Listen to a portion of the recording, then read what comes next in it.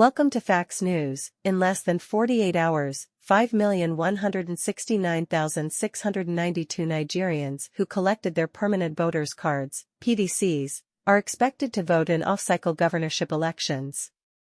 This is the first time in our history that these elections are held on the same day and across three geopolitical zones of the country: North Central, Kogi, Southeast, Imo, and South-South, Bayelsa. As we approach the election day, I wish to call on our officials, both regular and ad hoc, to demonstrate the highest level of patriotism and professionalism. As I said repeatedly, not least during my recent readiness assessment visits to the three states, INEC is not a political party and we have no candidate in the election. Our responsibility is to safeguard the process and ensure a level playing field for all political parties and candidates. The choice of who becomes the governor of Bayelsa, Imo, and Kogi states is entirely in the hands of voters.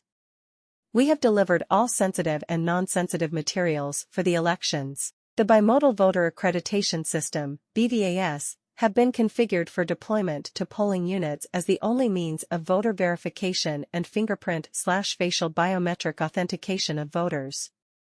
Polling unit results will be uploaded to the INEC Result Viewing (IREV) portal. All election duty officials have been trained. Arrangements have been made for land and maritime transportation to enable us commence voting on schedule.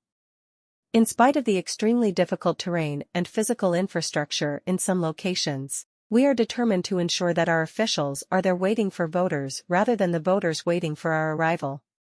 For these off-cycle elections, the Commission is deploying 2 National Commissioners, 9 Resident Electoral Commissioners, RECs, and Administrative Secretaries, ASs, as well as additional staff from different states to each of the three states to support the process.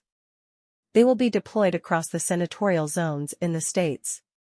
Election is a multi-stakeholder responsibility.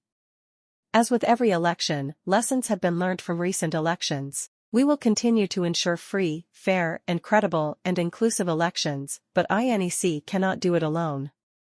We have received assurances from the security agencies that the environment will be secure for electoral activities and all participants, voters, electoral officials, accredited observers, the media, and polling/collation agents.